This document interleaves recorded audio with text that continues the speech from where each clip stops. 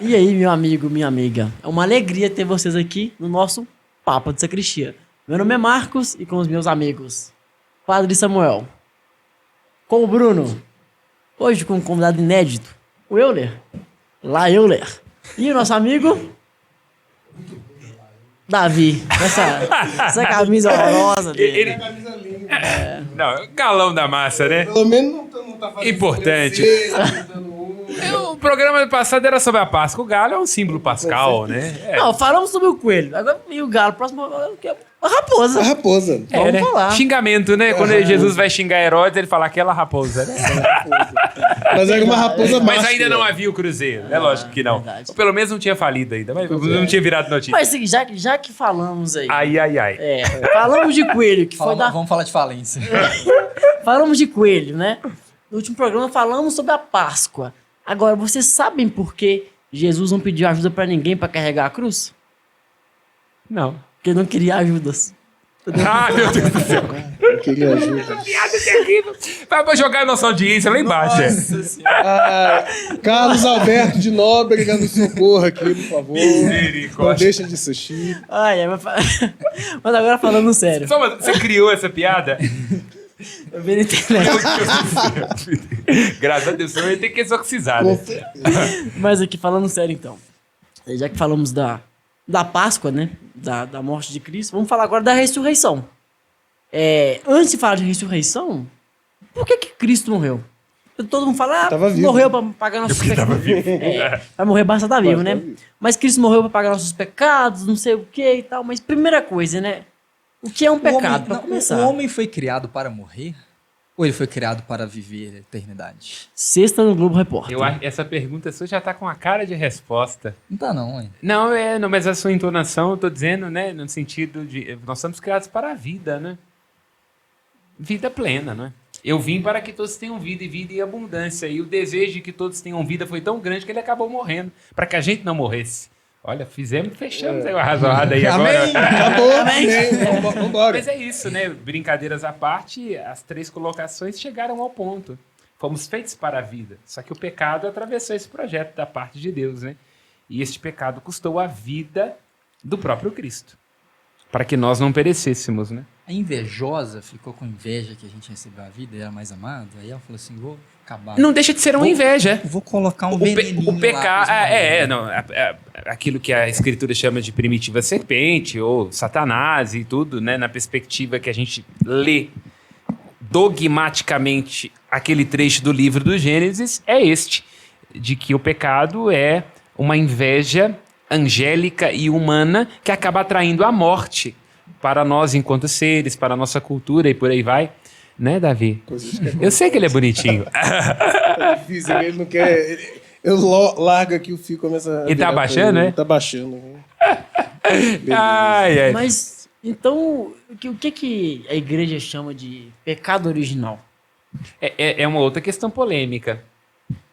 É porque que pecado é esse que a gente tem e que não cometeu? É uma boa pergunta. Joga a bola para vocês. Cometeu ou não cometeu esse pecado original? Você cometeu o pecado original, Davi? Eu cometi vários pecados. Mas Se o for original meu. Você Assim, copiou os outros, né? originalmente meus pecados. Ah, né, é. assim.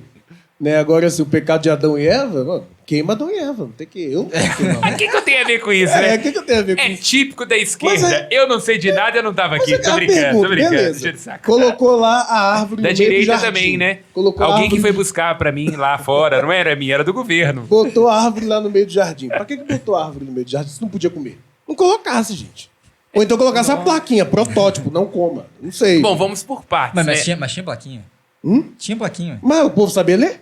Quer dizer, Não. o povo não, Adão e Eva sabia ler? Alfabetizado? Já? Hebraico, eu acho, Não, né? sabia. Eles não comeram lá, tipo, sem saber que era proibido, não, ué. Na hora que a Agora, uma serpente... maçã é sacanagem, né, cara? Na hora que a outra coisa. serpente... Mas não era maçã, pergunta lá- não. Eu acho que foi um caqui. Não, a serpente, O caqui, inclusive... que é a fruta do pecado, que, não, dizia. a serpente é inteligente, ela sabe o que acontece. Se a gente faz algo que seria um pecado, mas sem a consciência nos advertir, não é pecado. O que ela faz? Primeiro, ela pergunta assim, mas ele falou que não podia comer nenhuma dessas árvores aqui? Não, E mas ela não come árvore, a gente come fruto da Não, árvore. tá bom. Mas, tipo assim, mas ela lança essa, pra saber se Eva sabia. E aí Eva fala assim, não, que isso?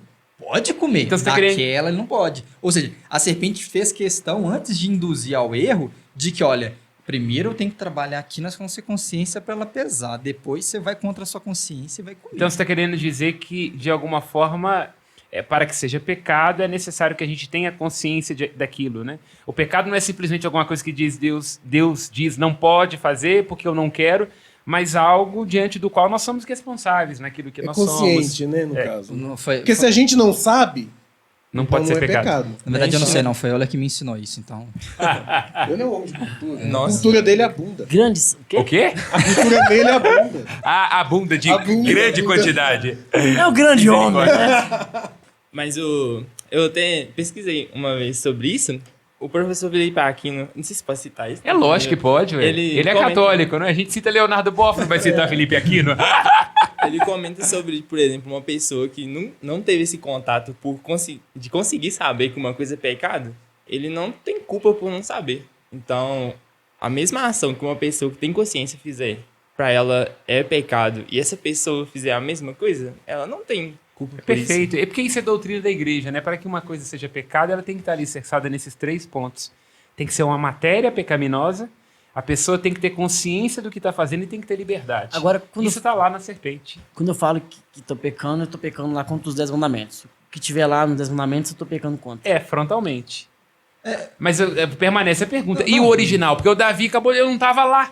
Não tinha A mandado- culpa foi da época da vaca da Eva, ou do doido do Adão. E no caso, a gente peca por causa de Adão e Eva? É Pelo uma pecado boa deles? pergunta. O que vocês acham? Que culpa é essa que a gente tem que morrer para pagar? Diz o Eu acho Leandro que Deus Gomes. tinha que se resolver com Eva.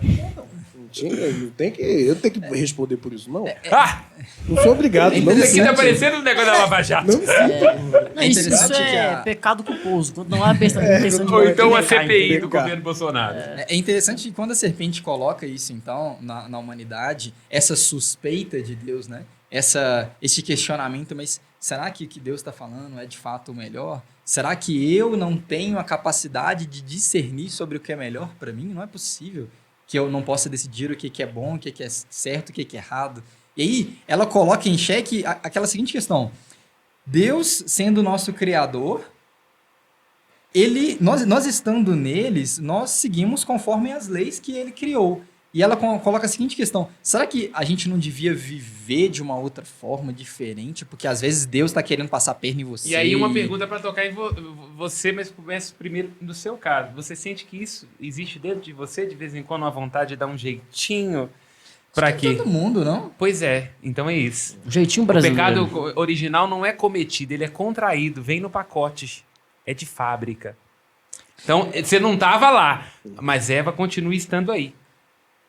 Eva maldita, né? É Deixa eu encontrar ela pro meio da rua. É tipo uma herança, então, que a gente tem uma herança de, tipo... É uma herança maldita. Ei, palavra da esquerda, hein, que maravilha. Agora a herança maldita é o BNDES, fecha parênteses. Mas enfim, é uma herança, é contraída. Aí você vai me perguntar como que isso acontece. Se eu disser que Agostinho disse que ele não faz a mínima ideia, você acredita?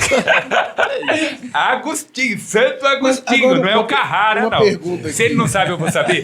Uma pergunta aqui. E a serpente? De onde que saiu essa serpente? A serpente, exatamente, ela é o quê? Ela é o mal? Ela é o que caiu lá do céu? Ela é um Como símbolo que é? desse que caiu do céu. O inominável não é Valdemort, mas é o símbolo Não é nenhum avião disso. também. A perspectiva ela é sempre poética e simbólica, o que não quer dizer que seja mentira, não é uma lenda, mas é poética e simbólica. Um dos grandes motivos nós poderíamos dizer assim, é um animal insidioso. Solta, por exemplo, um cavalo num lugar, por exemplo, que tem seca. Você quer passar, ele atravessa. A serpente não, ela contorna. Esse é um dos motivos. E outro, ela é um animal de língua bifurcada. É diferente dos outros animais. Pensa... Você. Pensa em nós, enquanto seres humanos, o cavalo e por aí vai. A nossa língua não tem divisão. A da serpente não. Então é exatamente o que o Bruno falou. Ela diz uma coisa querendo dizer outra. Essa que é a ideia. Então será que é por isso que todo mundo tem... Não digo medo de cobra, tem... Sei lá, vê uma cobra que quer dar uma pedrada, né? Não, o que é Uma totalmente paulada, errado, né? porque não é aquele animal físico, mas ele é um símbolo disso. O pecado, ele é insidioso, ele sugere, ele é falso. Porque ele te promete uma coisa, na verdade, para te entregar outra. É exatamente o que o Bruno estava É dizendo. quase contratar um pacote de internet da TIM, isso. Mais ou menos, entendeu? Então, no caso, o mal conseguiu minar o projeto de Deus? Perfeito. E aí o projeto que falha tem que se tornar uma promessa. Promessa em Abraão, promessa a Davi, promessa em Jesus Por Cristo. que não resetou? Perfeito. Podia Vou ter até chorar, cara. Ele podia ter resetado. Mas ele resetou, é a cruz, velho. A dívida foi paga. O reset de Adão é Jesus. Tipo o The Good Place, né? Quando dá errado, vai, ele zera Exatamente, é. tudo, bota Aí o lá que de ele novo. diz? Em vez dele nos submeter a pagar uma dívida que não tem preço, como é que nós vamos pagar uma dívida para Deus? A gente deve serás, ele acaba com a vida da gente. Então ele diz, eu pago. É Cristo. Ciro Gomes. Na época, Muito bom. por que então, por exemplo, o pecado original foi muitos anos atrás, se for nesse sentido? E por que ele não. Como fala? Eles erraram lá.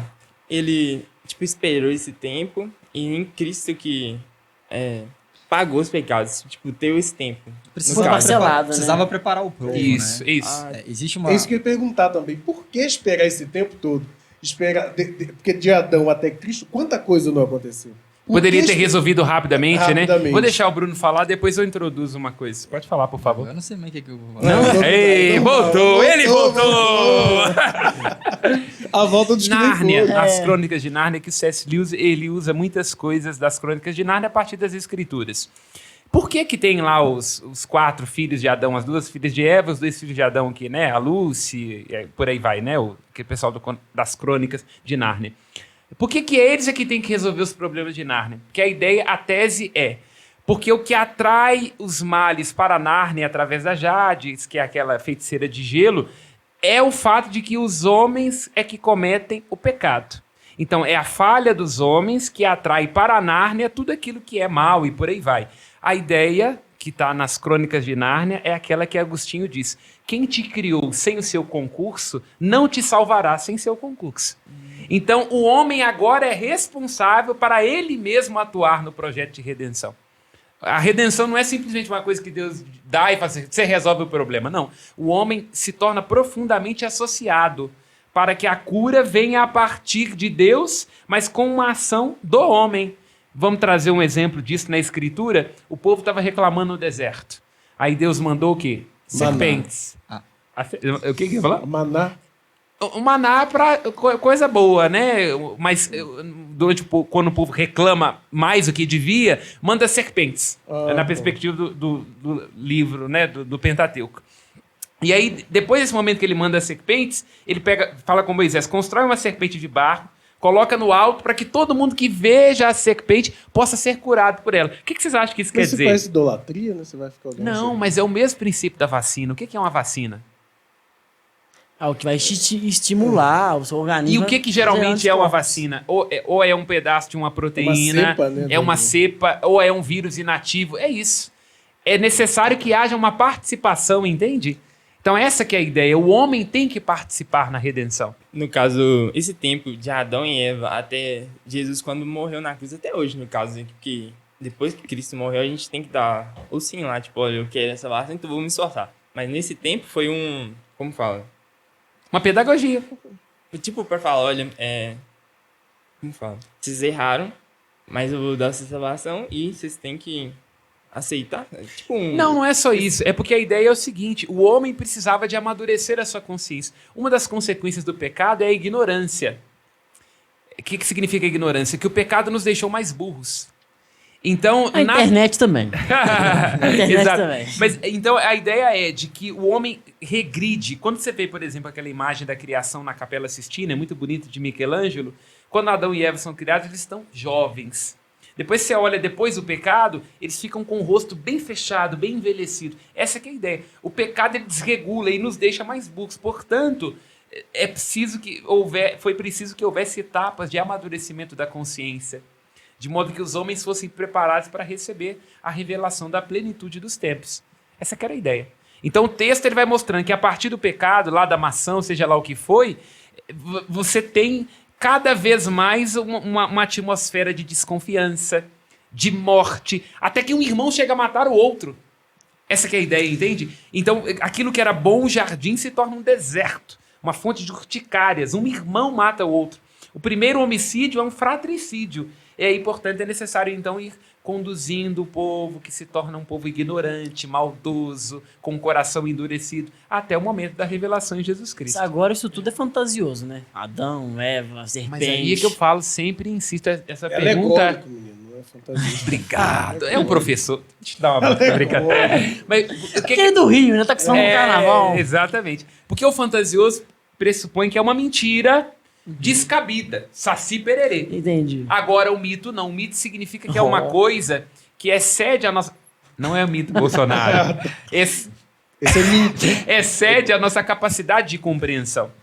E que, portanto, tem um sentido histórico, mas que não pode ser situado dentro de um tempo histórico.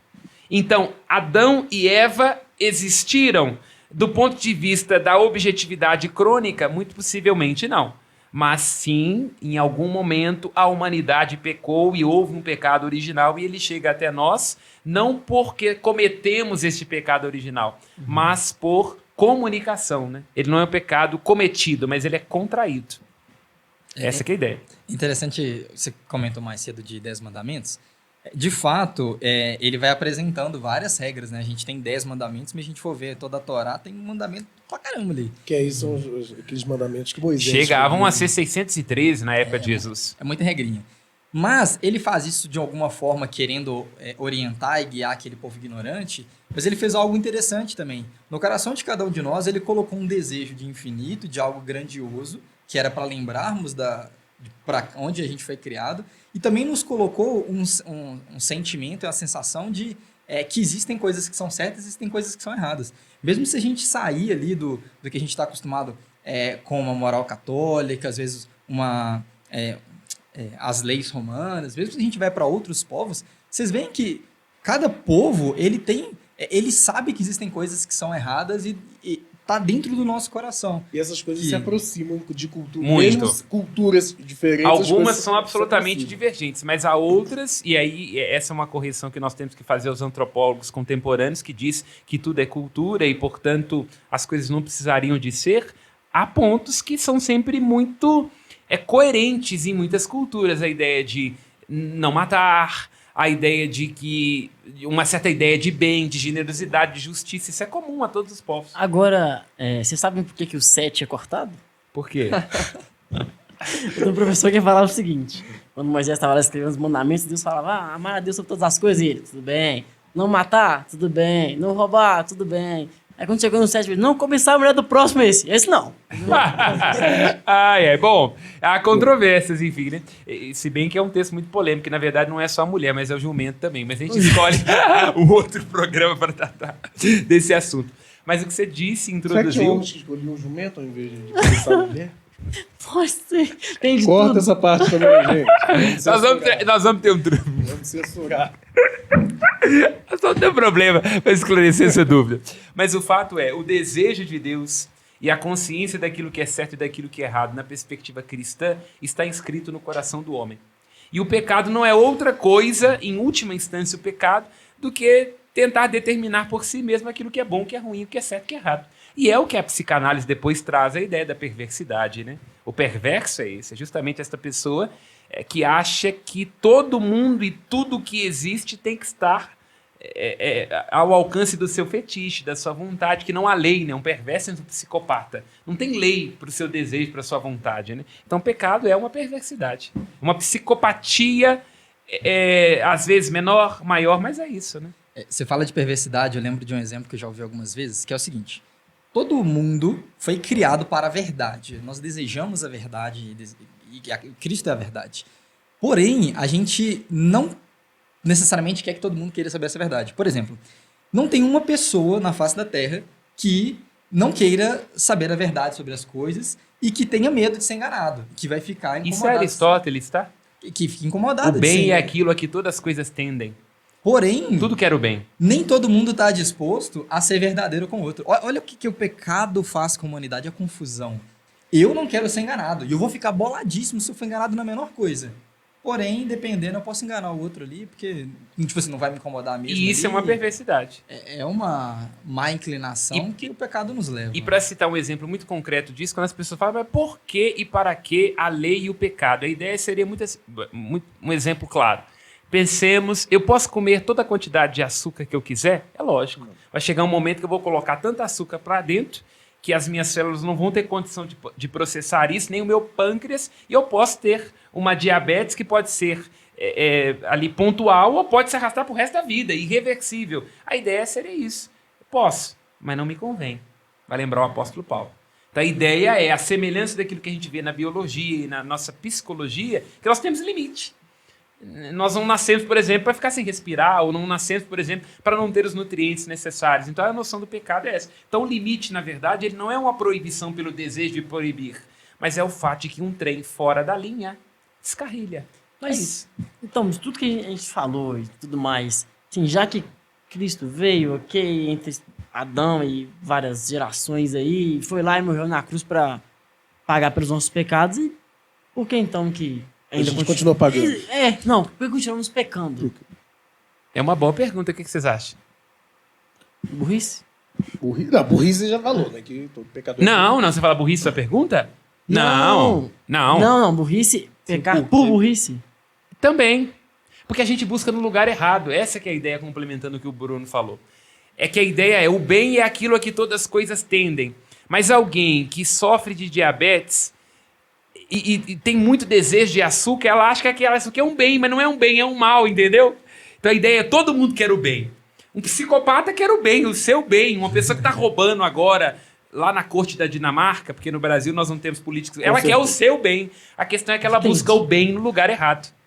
Esse que é o problema. Então todo mundo quer o bem, nós não temos dúvida disso. Inclusive dizem, quando foram fazer certa vez aí uma entrevista num lugar aí perguntando sobre a porcentagem de pessoas que achavam que ia para o céu, nesse lugar disse assim, 90% das pessoas. E onde é que é esse lugar? Um presídio. Então é isso, a pessoa, eu roubei porque era um bem para mim, e estou convencido de que isso é uma coisa boa para mim, por aí vai. Então quer dizer, o pecado é isso, a gente busca o bem no lugar errado. E Agostinho tem um texto belíssimo das Confissões, lá no capítulo 10, onde ele trata isso, né?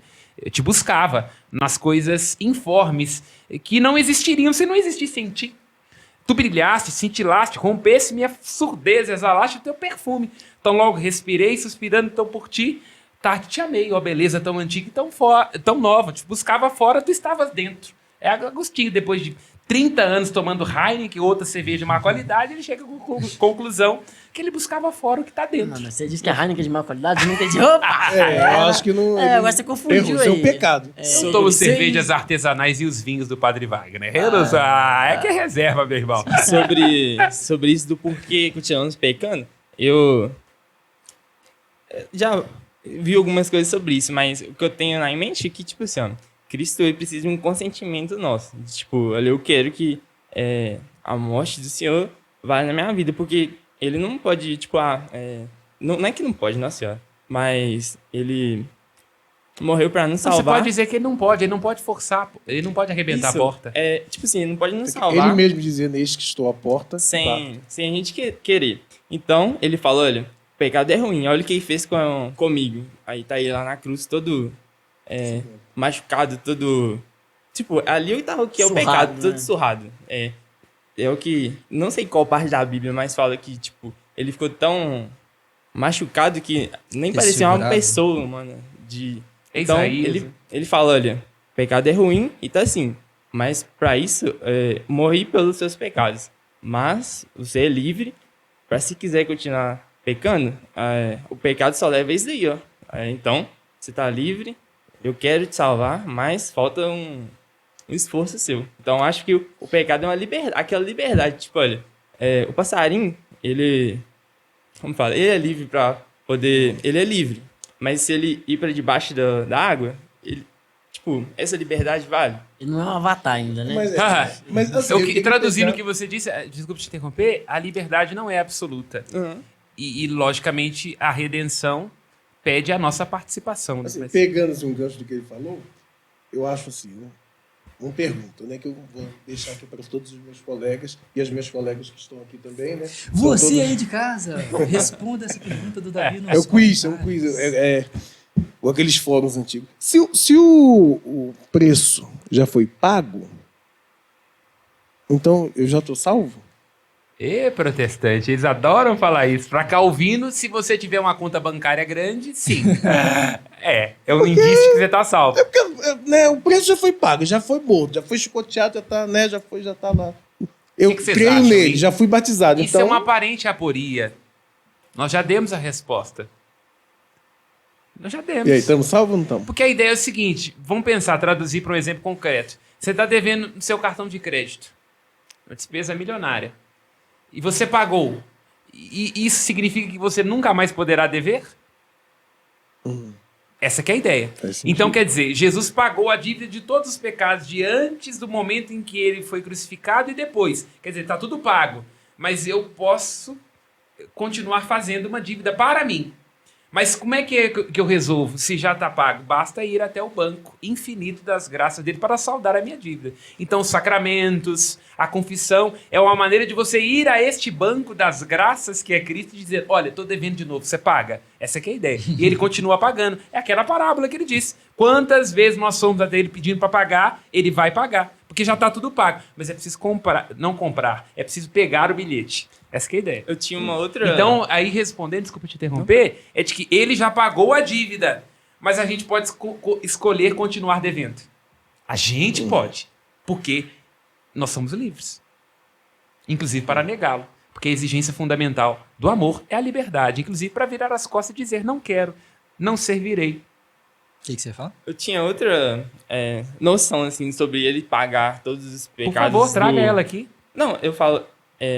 na minha consciência, até agora, nesse momento, tinha... Tipo, ele pagou todos os pecados antes dele e depois, até a época que ele voltar. Mas então, no caso, se eu peco hoje, a forma de eu participar dessa morte de Cristo é indo na confissão e participando, né? Então, tipo assim, ele pagou pelo meu pecado. A forma ordinária é a confissão. Mas uma lágrima sincera de arrependimento é capaz de te conceder a absolvição. É a contrição perfeita. Então é nesse... Então a confissão, o que é a confissão? A ideia seria assim, eu posso ir daqui até a Europa a nado? Pode, você tem braço, você tem perna, mas não vai dar certo, né?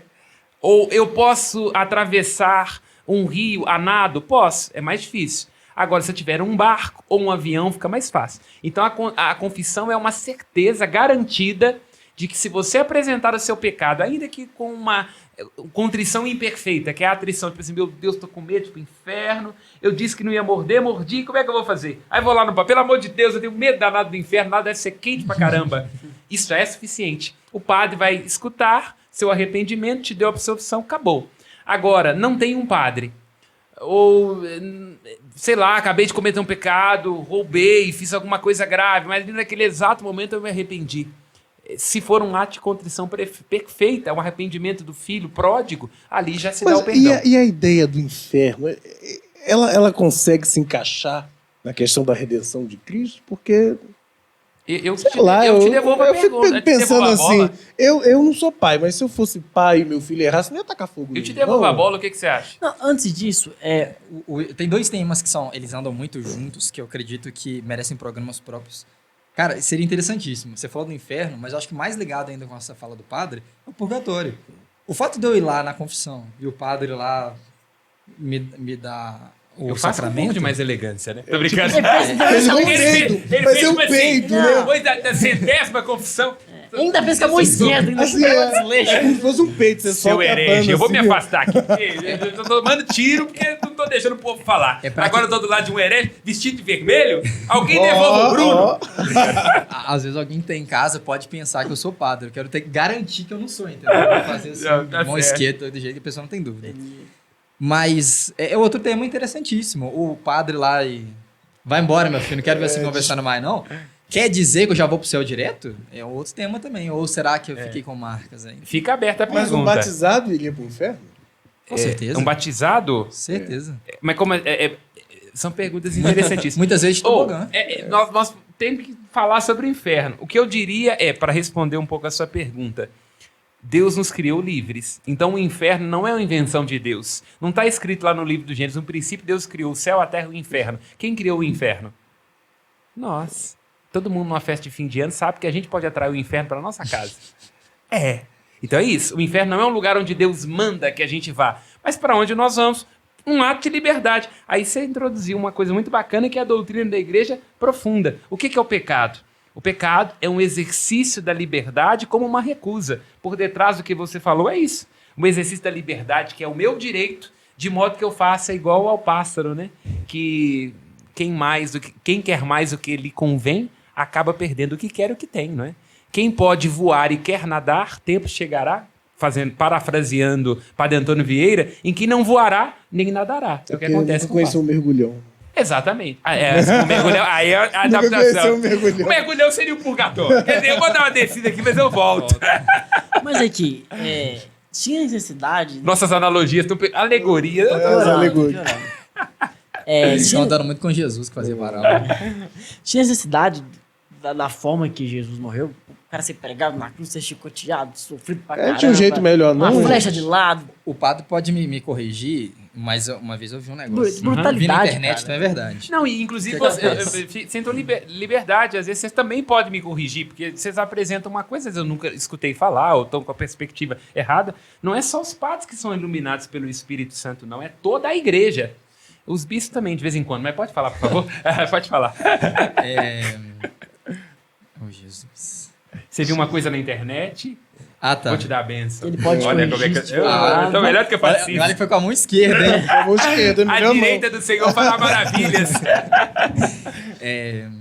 Mas que, antigamente, nos povos antigos, existia um pacto de sangue, que era o seguinte, olha, a minha tribo com a sua tribo vai fechar um acordo aqui, e a gente vai dividir as terras, e cada um vai ficar com uma área aqui do território, enfim. E aí, nessa divisão, a gente vai fazer um pacto. E é o seguinte, nós vamos pegar um animal, vão trucidar ele, arrebentar os ossos ali, sangue espalhado e tudo mais. E aí, a gente vai fazer um juramento em cima desses animais trucidados. Os Porque milicianos do Rio ainda fazem dessa forma.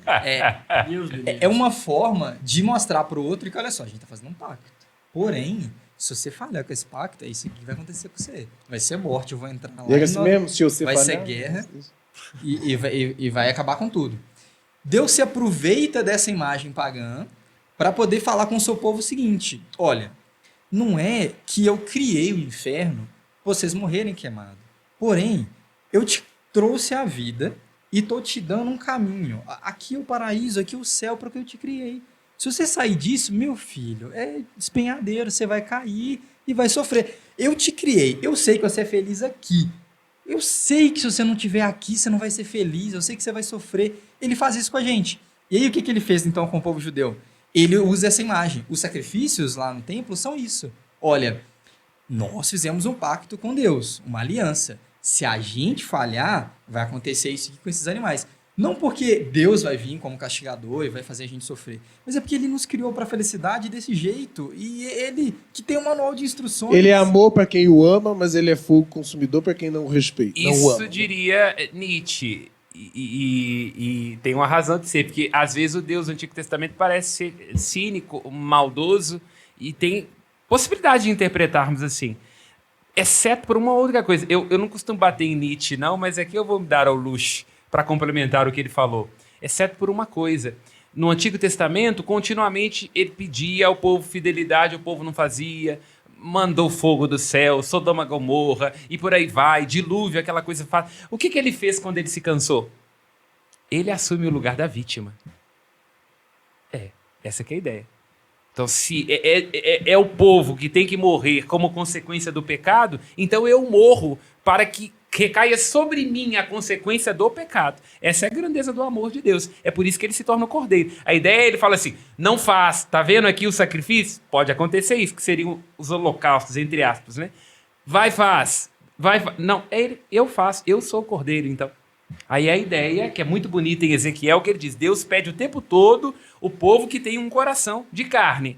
E pede o tempo todo que tenha um coração dócil. Chega uma hora em que ele cansa. Ezequiel fala... Aí o que ele fala? Eu vou arrancar do vosso peito esse coração de pedra e no lugar eu vou colocar um coração de carne. Qual é o coração de carne que ama profundamente a Deus? Jesus, o Sagrado Coração. Ou as doninhas do apostolado agora vão gostar. Mas é exatamente isso. Agora eu vou Ele ficar se feliz. cansa e diz, não tem jeito, então eu faço. É essa que é a ideia da salvação em Cristo. Ele sabe, percebe que a humanidade não está conseguindo. Que... Numa perspectiva, é lógico que nós estamos aqui em analogia, mas é exatamente isso. E ele vem Ao encontro. encarnando, isso é bonito de pensar. Ele encarna, ele se faz completamente homem para falar. Tinha como. Eu estou mostrando. Ele se faz que homem, ele tinha se faz como. ferrado. É exatamente, literalmente. É o que Aí, Isaías fala. Tipo assim, a partir daí, quem não entendeu, então é fogo. Ele Não é que é fogo, não é ele que manda. É porque ele deu a possibilidade de a gente se redimir e de salvar. O inferno não é um lugar para onde Deus manda as pessoas. Não é que ele manda, o inferno é uma consequência.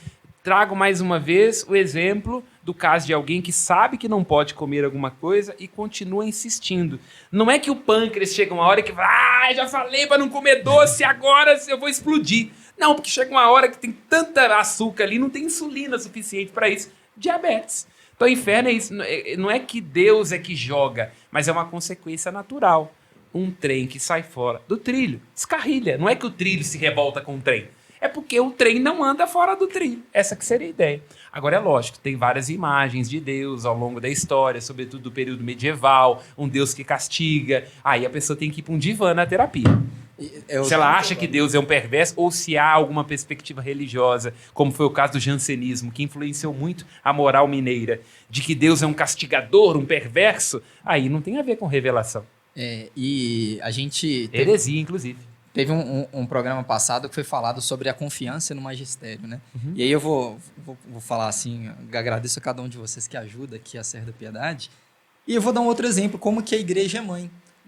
Pegando esse exemplo aí, né? Se está muito difícil essa biologia da insulina, eis que as pedras da Serra da Piedade estão caindo.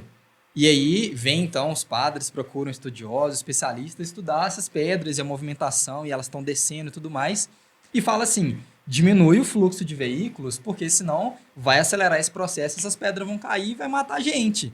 E aí o povo vai falar o quê? Segue o fluxo. A tendência natural é tipo assim, eles não sabem de nada, eles estão Estão enganando, isso, estão querendo ganhar dinheiro com ganhando isso. dinheiro Né? com isso. Mas, por quê? Existe uma inclinação interior dessa desconfiança. Mas eu duvido que isso que eles estão falando é verdade. Já foi falado a verdade. Mas o mesmo que acontece com a gente de não aplicar os méritos de Cristo para a nossa salvação, eu estou dando esse exemplo também, que acontece mais ou menos óbvio que uma dimensão menor e mais simples comparado com a nossa Mas salvação. ela, por analogia, ela isso ajuda aí. a entender. É tipo assim, olha, já foi falado por um especialista que a pedra tá caindo, tem que diminuir o fluxo. Aí vai vir a outra e fala assim, isso aí, história da carochinha, não me engana não, senão... Cachorrado. E aí, entendeu? Tipo assim, existe algo em nós dessa desconfiança. E tudo bem que nesse ponto ainda não diz respeito à salvação das nossas almas. É ruim não confiar na igreja nesse sentido?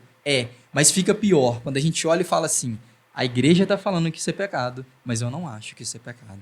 Que aí já entra propriamente na nossa salvação. E aí fica mais perigoso. E o inferno é fim de tudo mesmo? Assim, é eterno? Depende, né? Fogo eterno? Bom, a igreja diz que sim. Estou dizendo, pelo amor de Deus. Se isso é doutrina, dogma de fé, eu perco meu direito de pregar. Se ficar queimando assim, eternamente, deve ser desagradável, né? Assim, Alguns dizem, por exemplo, Orígenes tinha eternamente é muito tempo. a tese da apocatástase, que ele dizia que no final todos vão ser redimidos, né?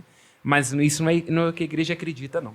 A igreja acredita que há uma condenação eterna, que ela é irrevogável. Não tem jeito. Nem que se eu voltar pra Ela não terra, tem tipo, jeito uma porque- reencarnação, tipo assim, eu reencarno, não tentar fazer de novo. Próximos capítulos, por favor. Mas, na verdade, não é isso. É porque a igreja aposta profundamente na liberdade humana. Porque Deus aposta na liberdade. Então eu tenho que ser livre para odiar a Deus. Ele nos cria, nos dando este direito de odiá-lo. Pensa na parábola do filho pródigo. O pai sabia que ia dar merda. O pai sabia que o filho ia gastar. Mas ele não segura o filho. Ele deixa o filho ir. Então Deus age assim conosco. Ele deixa. Sabe Inclusive, que... os outros também são livres, né? Pra nos assistir, deixar Sim. like. Apesar que a gente quer que vocês assistam, né? Porque eles são livres. Sabe o que é uma coisa interessante de pensar? É utilizar a imagem do fogo, do espetinho lá e tudo mais. Porém, o inferno é um estado de espírito, assim como o céu.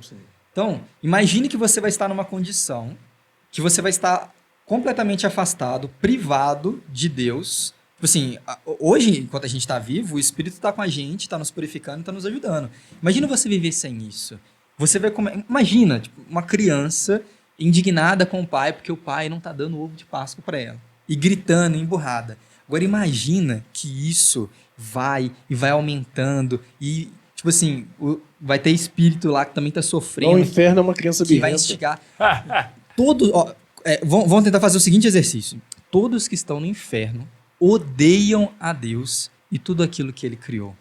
Porque o amor vem dele. A ideia é o seguinte: o que nos faz voltar é o fato de que nós somos um carvão junto à brasa. No momento em que você tira esse carvão, não há amor, não há retorno. Então a ideia é assim: até uma pessoa que é ateia, num gesto de bondade, ali está Deus, porque Deus é amor.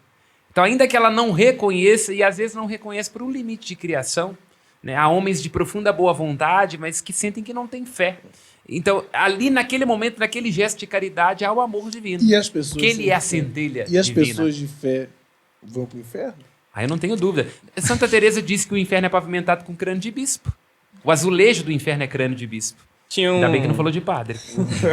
Talvez os padres sejam um rejunte. Eu vi uma coisa sobre o inferno, eu não sei de quem citar, mas fala que o inferno é uma prova do amor de Deus pra gente. Bom, aí eu acho que diria que exagerou um pouquinho, né?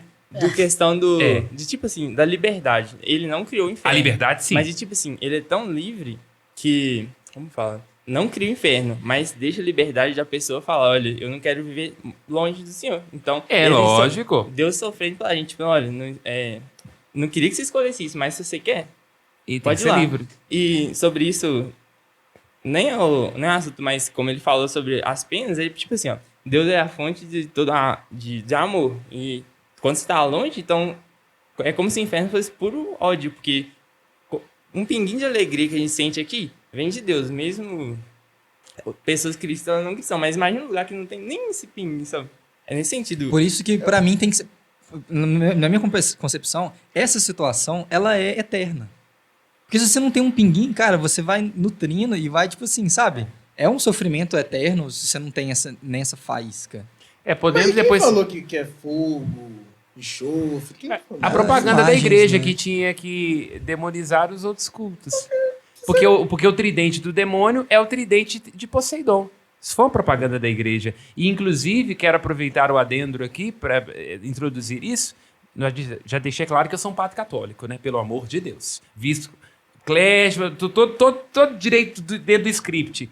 Mas a igreja prestou um grande desserviço em muitos momentos, quando associou, por exemplo, a ideia do inferno a religiões de matriz africana. Olham quantos homens, quantos demônios negros existem debaixo de São Miguel, que é sempre branco e um soldado romano. Isso foi desastroso e ainda é. Então é uma meia-culpa que a igreja tem que fazer. Nunca foi oficial, não é que o Papa vamos reproduzir, mas em muitos momentos isso ficou associado ao imaginário. Então sim, foi uma questão de propaganda e marketing negativo e fake news. Então não dá pra saber exatamente como é que é. É lógico que não, porque não é um lugar. Eu fico imaginando assim, bom, lugar muito quente, fedorento, feio, com muito sofrimento. Rio Uma de praia Janeiro. cheia do Rio de Janeiro. Bom, Rio de Janeiro, eu sou de Caxias, pra mim isso é uma Mas segunda-feira. sabe por que tudo isso então é eu já tô figura? treinado. Porque o sentir calor ou frio é do corpo. O sentir cheiro é do corpo. Mas é um estado de espírito. É só sua alma que tá lá. Não é seu corpo que Não tá tem lá, como entendeu? descrever. É. Quando Jesus vai falar o que é o reino, o que ele fala? Um banquete. Quem é que não gosta de comer? E comer aquilo que gosta? Aí ele fala, você quer saber o que é o reino? É um banquete. Não tem como você traduzir mais do que isso, né? É uma experiência que não tá ao nosso alcance, né? Amém? Amém. Amém.